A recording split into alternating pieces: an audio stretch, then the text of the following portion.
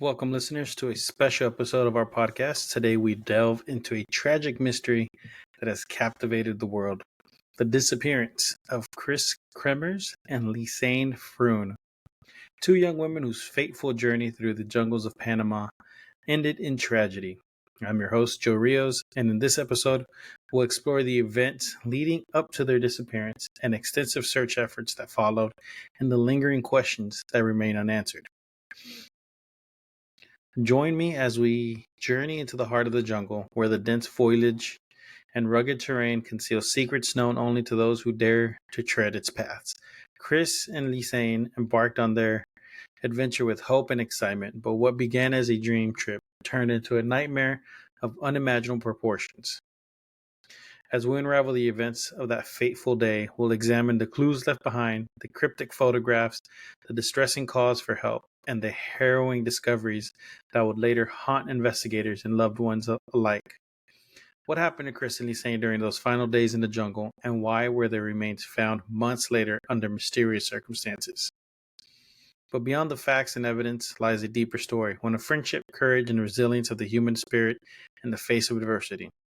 As we piece together the puzzle of Kris and Lisanne's disappearance, we'll also celebrate their lives and impact they had on those who knew and loved them. So join me as we shine a light into the shadows and seek answers to the questions that continue to haunt us. Subscribe now to the podcast and let us embark on this solemn journey together. A journey in search of truth, closure, and endurance, and the enduring legacy of Kris Kremers and Lisanne Froon. So if you can't tell, today's podcast is going to be a little bit serious. And like I said previous weeks, that this episode was going to be over stalkers. And I picked this episode because it's a mystery. They felt like they were being stalked in the jungle by someone or something, judging by the pictures that they took and all the evidence that is found. Some people believe they may have been trafficked. Could have been an animal. Could have been anything that took them. But that's what we're going to explore here today. And like always, let's get started with an interesting news from Mexico or from Latin American countries. I wish Dr. Pepper would sponsor me. My favorite drink in the world. Anyways, beyond that. So the mysterious news or the weird news that comes from today is that Mexico has decided to start enacting its policies, and they are deporting American immigrants that have chosen to live in Mexico illegally without following the process, which is kind of ironic because here in the States, we argue a lot that, do everything the proper way. And I know a lot of the people who say that are usually white people and not the nice ones. The ones that are just not the nice ones. You know what I mean? The ones from the South. Ding, ding, ding, ding, ding, ding, ding. Those white people.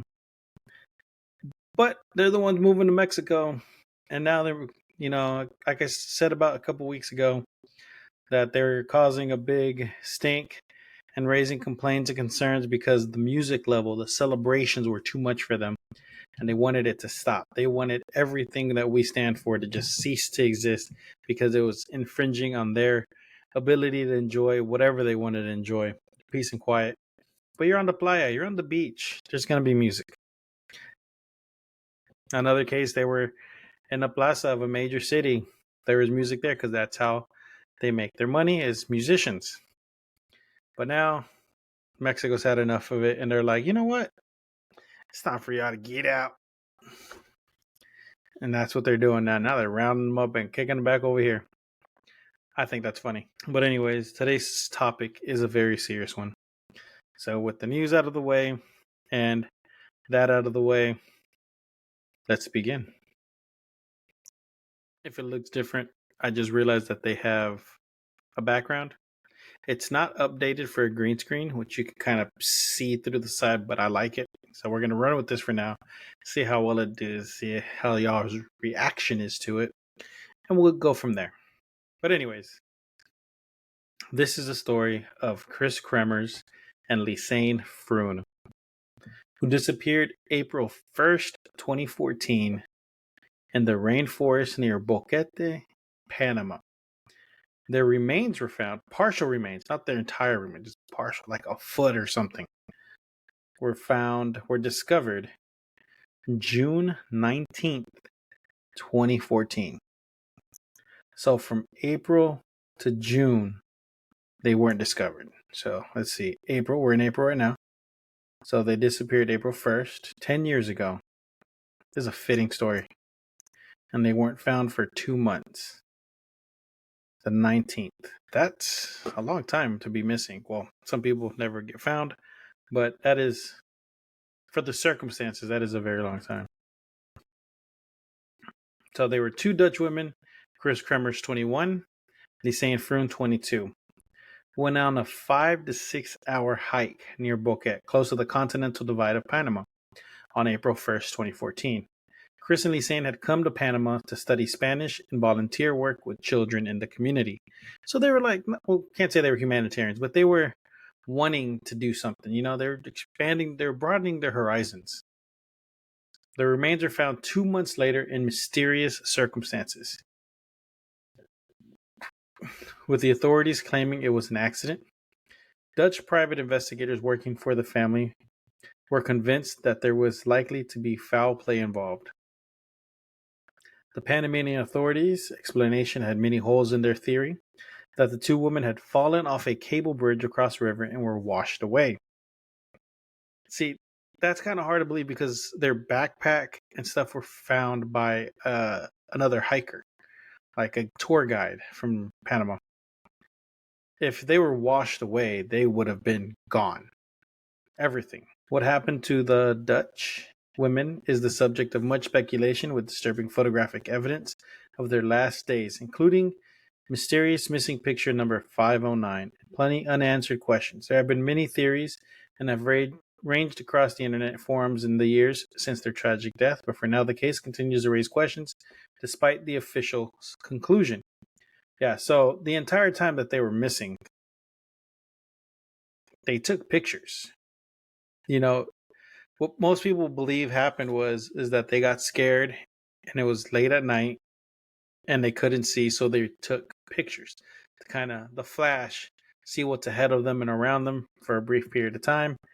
And it was also theorized that they might have been scared of something stalking them in the jungle. And there's one picture missing, number 509. So they had like an SD card just ready for pictures, and they were not, like, they couldn't find their way. And I don't think in any of the pictures, from what I've seen, that there was a bridge. But out in the jungle, river crossing, old civilizations, tribes, they build cable bridges, rope bridges, tree root bridges like in India and some Asian countries to get across. So it could be theoretically possible, but I don't know. After saving some time to go on a graduation trip on March 15, 2014, Dutch students Kris Kremers, 21, and Lisanne Froon, 22, got on a plane at Amsterdam Airport to travel to Costa Rica in Latin America. From there, the 2 women headed to Bocas del Toro in Panama, mouth of the bull. They spent some time on the coast learning Spanish and enjoying the local food and drink. They met 2 Dutch tourists who were visiting the area at the time. 2 weeks after arriving in Panama, on March 29th, they headed on to Boquete, a city on the west side of the country. Boquete is a small town in Panama located in the westernmost province of Chiriquí, about 37 miles from the border with Costa Rica. It is situated on the Caldera River in the Panama's Green Mountain Highlands because of its elevation of 39,000 feet, 3,900 feet above sea level. Its climate is cooler than the lowlands. Its scenic location, temperature, and natural environment make it popular with Panamanians and attract tourists and retirees worldwide. So in other words, it's like going to the jungle without the humidity. Without the heat and humidity, should I say. Lisanne graduated with a degree in applied science in September of 2013. And Kris was studying for a degree in cultural social education. The 2 women from Amersfoort in the Netherlands met while working in the in Den Klinenhop restaurant in Amsterdam. Sounds like their version of IHOP. And Den Klinenhop. I'm not trying to do an accent, but that's just the way I have to say it. In the Netherlands, in Amsterdam, actually, they rented rooms in the same student house together. They saved 6 months for a trip to Panama for Lisanne's graduation celebration. So they met at a restaurant they worked at. They became friends, and they saved for a friend's trip to celebrate one of them graduating. They arrived in Panama on March 15th, 2014 for a 6-week vacation, 4 of which were to be spent living with a host family while they worked as volunteers in Boquete, teaching local children in the school and learning Spanish. But when they arrived at their host family's house, Lisanne and Kris were told their jobs would start in a week rather than immediately, as expected. So they decided to take the time and explore the area around Boquete whilst they waited for their jobs to start. So they weren't just like living with random people. They were working. They were working their way through the country. On April 1st, 2014, they left Boquete in good weather and mid-morning to hike the La Pianista Trail, an up and down path, hence the name, the Piano Trail. So it goes.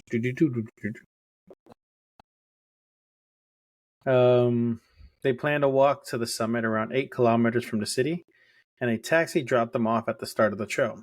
According to the driver, Leonardo Arturo Gonzalez, who died less than a year later in strange circumstances. This is what makes things even more strange and more unknown. The people involved, disappeared. It was mid-afternoon, but the evidence from the lady's camera suggested it was around 11 a.m. It should take a responsibly fit person 2.5 to 3 hours to reach the summit, so it was a 5 to 6 hour round trip. Okay, look, I am not responsibly fit. I am built like a circle, as wide as a refrigerator. I am not a small dude. So it would have taken me,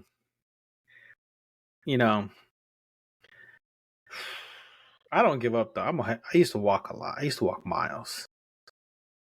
I mean miles. Like, if you know anything about Dallas, I walked from Louisville, Texas to Carrollton, Texas. I walked from Plano I used to live in Carrollton. Plano to Carrollton. North Dallas to Carrollton. I've walked for hours and hours alongside the highway. So I think I could do it. But presently, I'm taking maybe 3 to 5 hours. So it would be like 6 to 10 hour day to me. This is a day's excursion if it was me. But if it's too hot and humid, I'm staying home. Big boys don't do good in humidity. They posted on Facebook about exploring the area and meeting with fellow Dutch travelers for brunch that morning. They took with them a dog from the village and set out. There was a local dog. This dog came back. I've heard this story many times, so it's the dog came back first.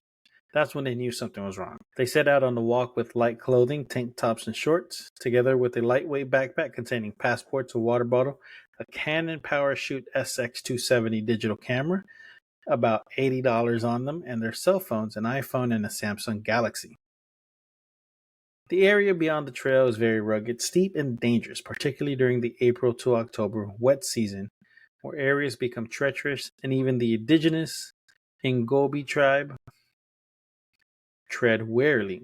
The trail runs from the Chiriqui state in the province of Bocas del Toro, crossing steep river gorges up to 70 feet deep, which need to be crossed using cable bridges. Kris and Lisanne reached the summit around 1 p.m., and it seems for some reason they decided to carry on beyond. Typically, tourists turn around at this lookout point at the top of the Pianista Trail to walk the same path back to Boquete. There are signs at the spot nowadays warning people not to keep walking further without a guide because of the treacherous terrain. They had looked the trail up on the computer the day before the hike and may have thought that they still had time to walk towards a waterfall deeper in the jungle. They were not equipped for a prolonged period in the forest with no food or survival gear. Hikers who plan to go into the more adventurous areas usually pay guides and take specialist equipment and supplies to last for days, including tents, food, and rainproof clothing. Because you're in the rainforest, anything could happen. A simple trek into the rainforest, you're thinking is a few hours, could last you a day and a half. Because you're in the rainforest, the high humidity can cause massive storms to appear out of nowhere. So you need waterproof clothing, you need waterproof backpacks, you need a waterproof tent. Because if that happens and the terrain gets too treacherous, you have to stay put. I'm not a hiker anymore. I used to do all that stuff. But yeah, if you're going beyond a certain point, you gotta be prepared to be there for a day or two. Later that evening, on April 1st, the dog's owners were alarmed when their dog returned without any sign of the two women. Like I said, the dog came home. The women were reported missing 2 days later on April 3rd after the family they were staying with and a local guide who was due to take them to a national park nearby on April 2nd grew concerned. After they were declared missing, authorities put dog teams on the ground and helicopters, but initial searches proved fruitless, even with the help of residents. On April 6th, Kris's parents, Hans Kremer and Roelie Kremer, and Dutch detectives flew to Bouquet and started a larger search with specialized search and rescue teams and a sniffer dog. The search went on for another 10 days. So from the 1st to the 6th, it's 5 days, 15 days. This search intensified, but nothing was found. There was no sign of the women or their belongings. The parents also offered a $30,000 reward. Lisanne was known to have asthma and complained to her host family of shortness of breath. Her asthma paired with altitude change and panic caused by being lost may have impacted her ability to survive the ordeal. Image 507 is of Kris Kremers crossing a small stream at 1:54, according to the digital timestamp on the camera. 10 weeks go by. In June 2014, a local woman found the backpack and a rice paddy on the bank of the Culebra or Serpent River, near the village of Alta Romero, around 10.5 miles from Bouquet and 5 miles from the summit of the La Pianista Trail.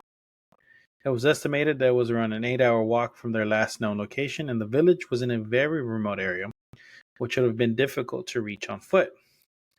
Around the same time, Kris Kremers' jean shorts were discovered on a narrow strip of land between two fast-flowing tributaries. The Nagobi people who found the shorts said they found them zipped, folded, and placed on a rock high above the water. This is what I mean by they couldn't have been swept away. So the backpack being found on the bank of a rice paddy, I'll give you that one. The backpack got swept away, right? But for a pair of shorts, and I'm looking at the picture of Kris Kremer. Yeah, her jean shorts. So the jean shorts she's wearing in the picture. I wish I could put it up there for you. Can I? Nope, didn't work. Up there. They're not like Dickies. They're not like shorts that go past or to go up to your knee or past. They're mid thigh. So like a breeze could move them. You know what I mean? And they were on a strip of land between two fast flowing tributaries. You can't say that they were swept away if their shorts are still on land, like gently placed and folded on a rock. Police from the Justice Department picked up the backpack from the woman using a helicopter. They assumed it had drifted to the area in the river, but the backpack contents were dry and undamaged, and the bag looked in good condition despite weeks in the jungle or a river.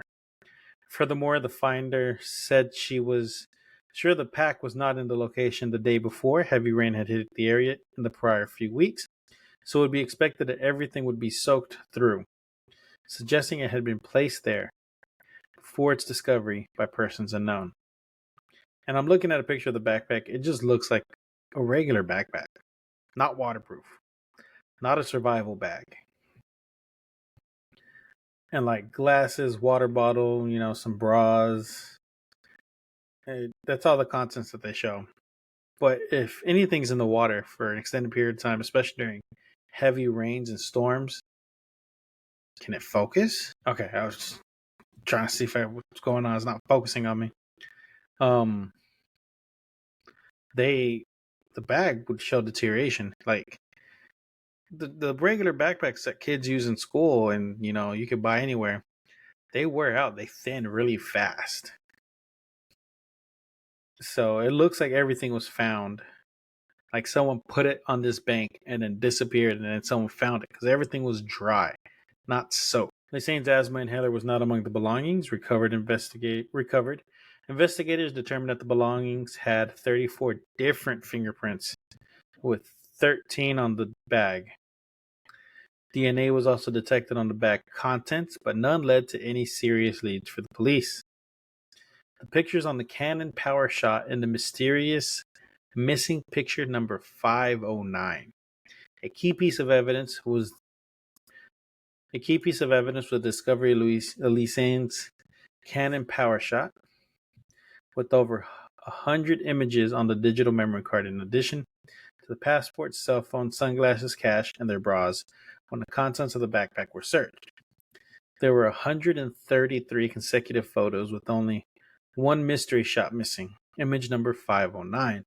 The camera has no GPS location option, so the investigators could only establish or guess the location of the photos based on the surroundings that were visible to them. The first pictures on April 1st were standard tourist shots with both women laughing and smiling on a bright sunny day, with some selfies taken at the overlook of the divide. Most of the pictures were taken by Lisanne, with Kris walking ahead of her on the trail. Then we see the women following an indigenous trail near a creek or stream, heading downhill away from their destination, Boquete. Kris's face in one of the shots shows anxiety, with sunset around 6:40 p.m. in the rainforest. Image number 508 is the last photo taken by Lisanne and Kris, but there are two versions of photo 508. One shows in its metadata that it was taken 8 seconds after photo 507, but another version of the same photo states that the last photo of Kris looking backwards was taken 50 seconds before the previous photo of her passing the creek. This anomaly could be photo manipulation by someone. No more daytime photos were made on April 1st after the last stream picture, 508. So maybe they tried to return the bouquet at this point, but were intercepted. That went down the wrong pipe. Dutch specialists have tried to undelete the missing photo, which usually is not a challenge when an image is manually deleted, because pressing the delete button does not mean the whole file is erased. However, experts failed to recover the missing photo, and it would be impossible for the camera to skip a number by accident when shooting pictures. So that means for a photo or something to be permanently deleted off an SD card or off of anything, to the point that where an expert can't bring it back, you have to upload it to a computer and actually delete it out the file. Because if you just delete it from the camera, the metadata still exists. And an expert who knows how to do that can reconstruct the image using the data on there. But if you hook it up to a computer and wipe the file, then it's gone. And that's one of the theories. Did someone connect the camera to a computer and permanently delete it? Perhaps the women manually deleted this photo and the subsequent images had permanently overwritten the deleted file. But when new pictures overwrite a manually deleted photo, there is often generally at least a fraction of the deleted photo found, and to find no traces is suspicious or puzzling at least. So, like I said, even if you delete something, like if I were to take my phone, delete, and then take a picture to replace that file number, a small piece of that metadata still exists, and you can say, oh, there was something taken between here and here before this one. I don't know about nowadays, but I know on SD cards, that's always been something that criminal investigators, police, forensic experts, they use. So even if you delete something, they can still find something. That's why, like, hard drives, to delete them, you got to destroy them. Because even if you delete them, it's not deleted unless you take a very powerful magnet and wipe that clean. Best way, destroy it. Like, if you don't want your data getting out there and you have an old computer, take the hard drive out and destroy the hard drive. It's the only way to truly get rid of everything. It is plausible that the Panamanian authorities took photo 509 off the camera because something was on it that they didn't want the outside world to see. Maybe its content was at odds with their controversial accident scenario, and that the Panamanian police put forward as the leading story. Corruption, essentially. So they said they were missing, and then like they took picture 509, they were taken. That hurts their reputation. So I doubt they want that to happen because it's a tourist destination. Dutch investigators were almost sure that someone deliberately deleted 509 permanently for reasons unknown. Probably with the help of a computer, since it's between the normal daytime photos of April 1st and the mysterious night photos of April 8th.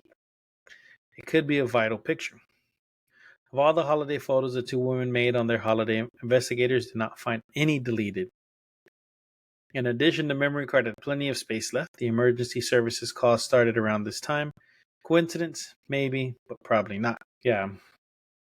And part of the thing that I'm looking at here, I had to read it real quick. The Travel Channel did an episode on it called Lost in the Wild, Hike to Hell. They talked about the disappearance of Kris and Lisanne, and the presenters, Kinga Phillips and J.J. Kelly, showed simply that if Kris and Lisanne had removed photo number 509 manually any time before the first nighttime photo was made, it would have never even known that it had been deleted because the following photo, the first nighttime photo, would have automatically received photo number 509. So the camera would have just put 509 no matter what. So 509 is missing.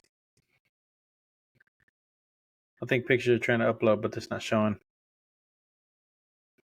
Yeah, that shows pictures of them recreating walking on the cable bridge, how difficult it would be. And it's a single line bridge. It's not like how you got two ropes and then planks in between. Nah, it's just one line with two ropes to hold. So you're walking on a tightrope, essentially. The strangest picture on the camera, perhaps of most interest, were 90 photos taken on April 8th between 1 a.m. and 4 a.m. Many in complete darkness with rain falling. Some were taken a few seconds apart, and others up to 15 minutes apart. Several shots appear to have been taken deliberately as they were not blurred, indicating that they were not taken under duress. At this point, the girls had been in the rainforest for 1 week, and it looks like a picture into the darkness. You can see some trees, some vegetation, ones of a leaf. Some internet sleuths are speculating that the women were trying to use the camera as a light source. Like I said, they were using it to find their way. In pitch black, signal potential rescuers or scare away wild animals. But analysis of the photo shots that were taken below the foliage, not in the open. And if the girls were trying to attract attention, they would have taken pictures in the open. Not if they were lost and they didn't know where they were. They were just snapping pictures away. And then there's a single close-up, which seems to show a wound on the right side of Kris's head in the temple area and blood on her hairline. Lisanne may have been using the camera to offer clues to subsequent rescuers where Kris was if she needed to be left behind because of injuries. So, right about right here, temple. Something right here. Some of the shots appear to be orientated upwards, while others show ravine, gorges, and even man-made structures, most likely to be cable bridges. These bridges are very dangerous, especially in the rain. One photo seems to show a bridge 3 miles from Boquete on the western bank of a tributary that forms the headwaters of the Culebra Bridge, or Culebra River, where the girls trying to follow the river downstream, as advocated by many survival guides. A lot of times, if you get lost in the woods, follow the river. It'll always lead you to civilization. At least that's the leading theory. That's like the number one survival tip. Follow the river. It'll lead you to civilization. And also, it's a water source, it's a food source. Stay far enough away that you're dry, stay close enough that you can be seen. If you're ever out there, stay close enough to the river to where you can be seen, but far enough away that if you have to camp out for the night, you're going to remain dry, and you're far enough from predators and other animals that might be curious to see what you are, because it's a water source. There's a polar bear expedition that talks about this, and one guy got eaten alive. I watch all these. I listen to a lot of these podcasts about this stuff. Analysis of the calls on their cell phones. Analysis of the call records of the iPhone owned by Kris showed her trying to reach an emergency service number in the Netherlands at 4:39 p.m. on the day they went missing, April 1st. Using the Dutch emergency number 112, this was followed by a call to the Panamanian emergency number using 911. Due to poor reception, their calls weren't connected. The Dutch number 112 also works in Panama, and if not, automatically transferred to the emergency number of the country the phone's network is in. They subsequently turned their phones off and tried calling several times on April 2nd, 14 hours later. Both phones were used to make these calls, and on one of these calls, they actually made a connection at 6:58. Lisanne's Samsung connected for just 1 or 2 seconds on the number 112, but the call quickly failed. And 36 seconds later, the phone was again switched off. They never managed to get a connection again despite trying several times. You're out in the jungle in a foreign country in the rainforest. If you ever plan on backpacking, do it right. Spend the extra $1,000 and get a satellite phone. Let's look up how much a satellite phone costs. So let's see. So I was right. Yeah, spend the extra $1,000. A touchscreen satellite phone or a satellite phone starts you off at anywhere from Walmart at $260 all the way up to $1,699.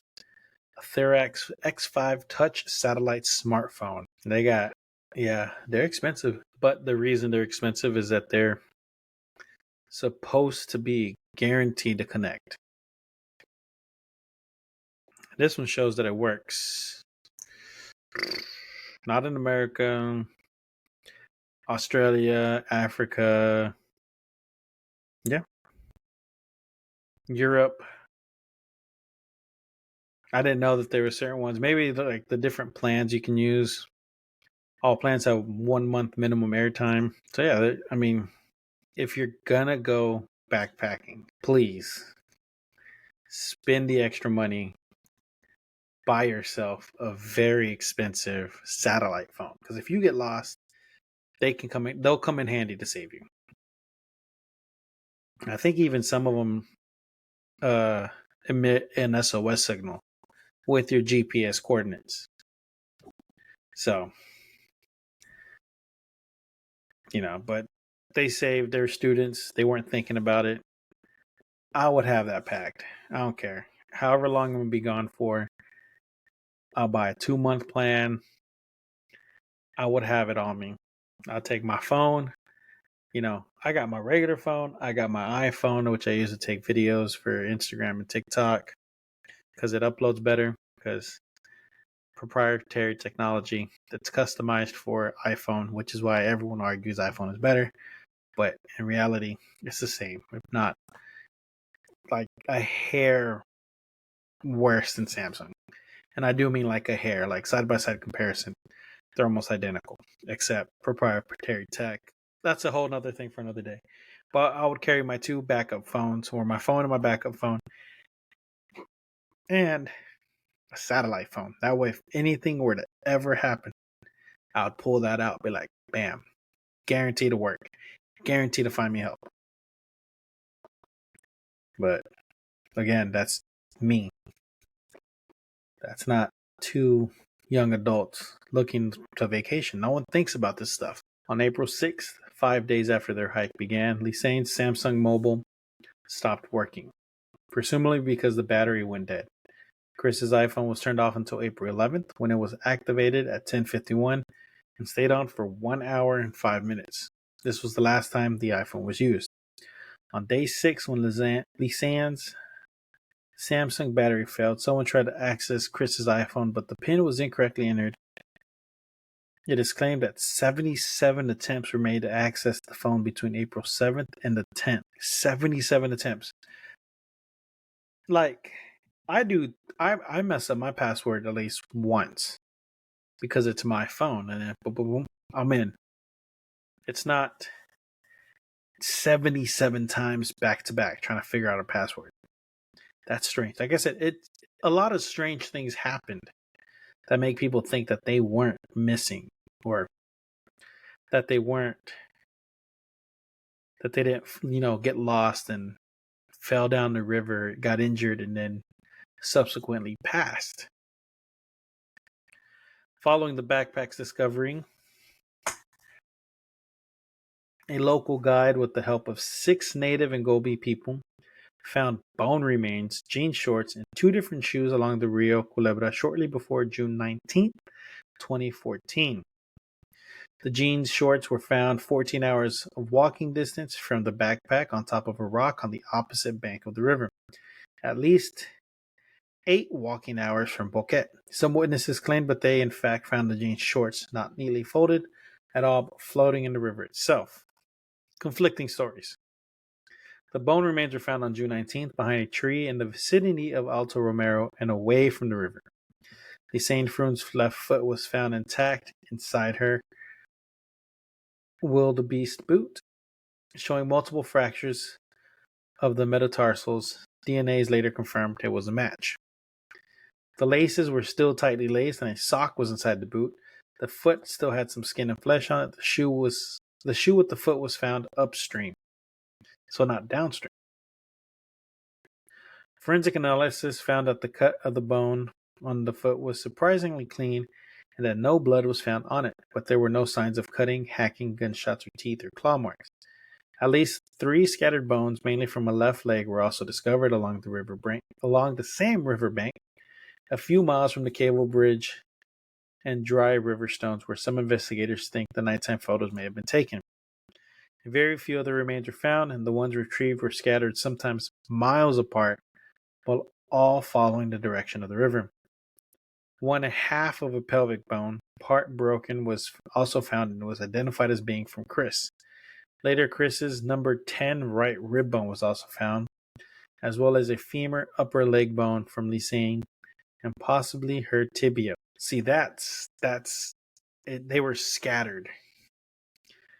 Like, I don't know. Like, if they were washed away, they died, they fell down a ravine or the cable bridge, and they died hitting the water. Unless the body got caught on something, the bones would not be this scattered apart. In my opinion, this is just what I believe happened. A rolled up ball of skin from Lisanne's shin was also located by investigators sometime later on August 29th, 2014. The forensic pathologist later found that the skin was still in an early stage of decomposition, even containing maggots. In contrast with Kris's fully bleached and clean bones, the pathologist also discovered that the bone marrow in Lisanne's femur and tibia bone proved dry and undecomposed. The bone marrow was intact and unaltered. The forensic pathologist speculated that someone may have manipulated the piece of skin. So for that to be found, somebody grabbed it, balled it up, threw it, which is disgusting to begin with. This is where the theories of that they were trafficked, that they were, one of the wilder theories, it was some cannibalistic tribe, but some of the tribes were helping, so it's up to you to decide on that one. Initially, neither the Dutch nor Panamanian forensic teams could provide a cause of death, with the official theory from the Panamanian authorities being that the women both fell off a monkey bridge and were washed away by the raging waters. The Dutch police concluded that deaths were likely an accident, but some of the Panamanian police and Dutch private investigators strongly believe that the deaths could have been foul play, given some of the strange evidence. The case was first officially declared a homicide, a crime against personal integrity by Panama's Attorney General in the Chirique Judicial State Report.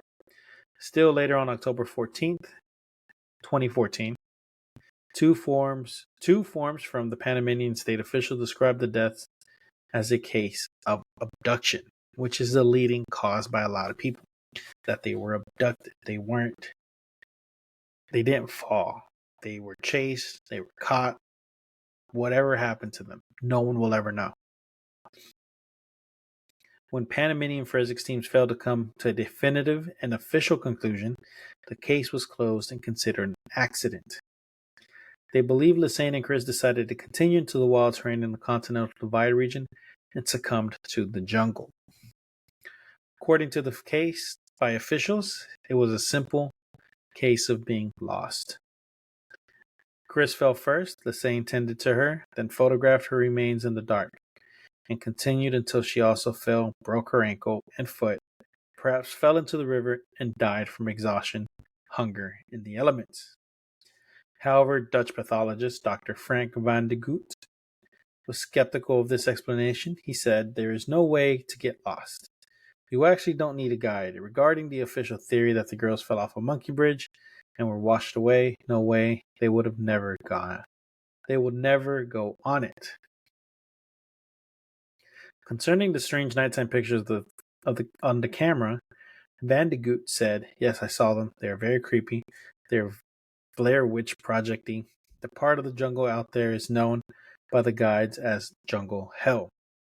Past the Continental Divide. People die up there. When you are out there in the daylight, there is no problem. When you are out there in the dark, it's game over. You haven't seen the cable bridges. I'm a mountaineer. You're full mortal on that bridge." It appears at first sight that both women died because of the brutal and dangerous conditions in the Panamanian jungle. But was there something more sinister at play? For a start, it was strange that one of their bags was found some distance from the river without water damage. But if foul play was involved, why weren't the valuables stolen? Maybe a rapist or murderer just wanted to taunt authorities, or they came across drug traffickers. It is a sad case with the terrible last few days for Lisanne and Kris, and their Panamanian adventure was meant to be the trip of a lifetime. It was supposed to be a celebration of graduation. So some of the questions that will always remain. Who deleted picture 509? Why haven't they followed up on the leads produced by their own forensic examiners? The Chirique police force and local reporters have launched a thorough investigation to other unsolved deaths and missing persons cases in the area. Why do we not know whose fingerprints were on the digital camera and the phone?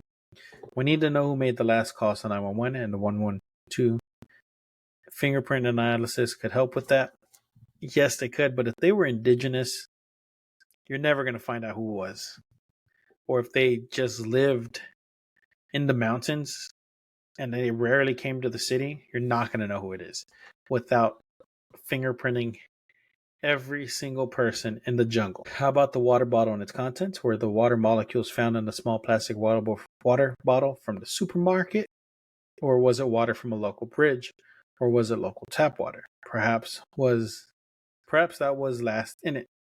That would help them also how long they were out there for. Did they have to resort to drinking river water? Did they refill at us? Did someone refill it, at their house? Or was it just from the store? Why were there no DNA samples taken from possible saliva remnants? The girls had warned other youngsters in Boca del Toro not to venture out alone without a guide, and they were known to be meticulous planners. So why did they decide to go out alone on a wilderness hike? A lot of people think it was because it was just a very nice day. But someone who plans like that, they should have known better. Or were they not alone after all? Was there some kind of guide there? Some pretending to be a guide out there with them, telling them, hey, I'll take you into the jungle. Why was Blue, the dog who supposedly walked along with them, never seen in any of the photographs? I mean, if it was me, I'd be taking pictures of the dog. Like, oh, look, the dog's next to the river. Stuff like that. But, if the dog detected something was wrong, he probably barked a little bit, stayed back, and then went home. Why didn't the girls return after placing their last emergency call? Since they got into trouble early in the trip, as evidenced by their emergency calls, how could they have fallen into a river 12 hours away? Many wooden sheds and small cabins along the river are scattered around the terrain where Kris and Lisanne could have ended up. Given the location where the remains were scattered, why wouldn't they have hidden in there if they genuinely were lost, waiting for the rescue teams to find them? Why do the statements of all the witnesses contradict the photo time evidence? Why has the exact location of the 90 nighttime photos never been thoroughly investigated and established? Why are so many witness statements off by the time they stated they had seen the girls on April 1st?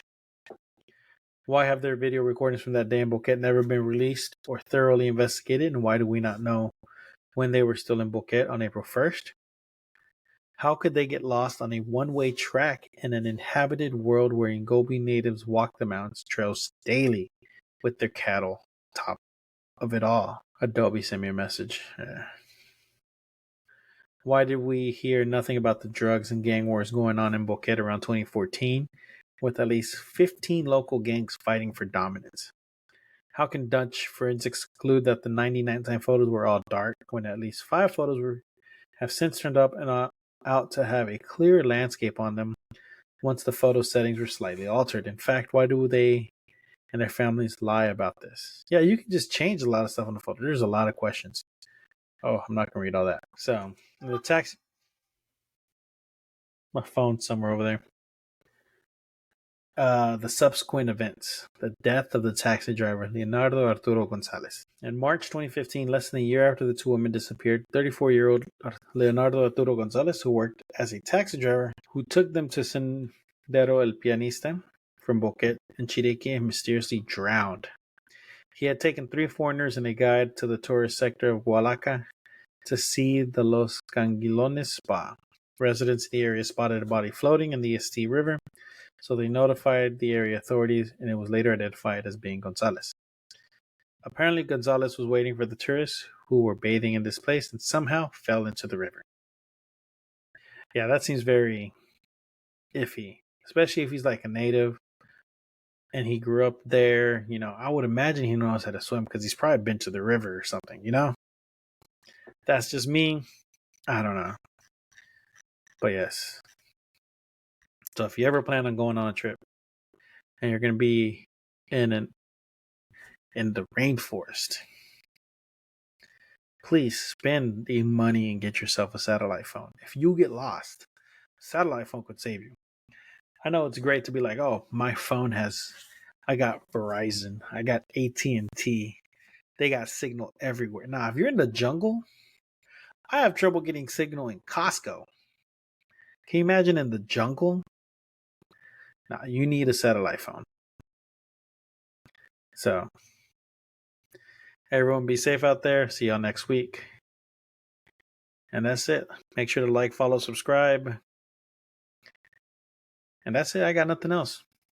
Remember, if you're going to go out into the jungle, plan your trip. Do not go off your trail. If you're going to go somewhere that you've never been before, have a guide.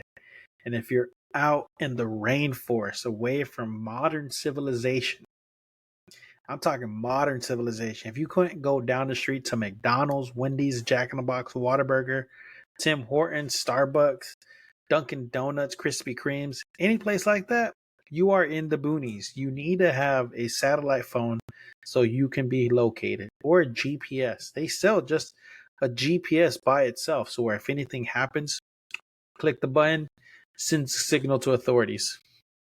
They'll find you. That's cheaper. If you want to talk to them, if you get scared, spend $1,000. So, but that's it. I'll see y'all next week. Like, follow, subscribe. And I'm going to be uploading more on Instagram because TikTok has like 140 days to decide if they're going to sell to the US or not. So I'm still going to post to TikTok, but Instagram's going to be, I'm going to start transitioning. Later.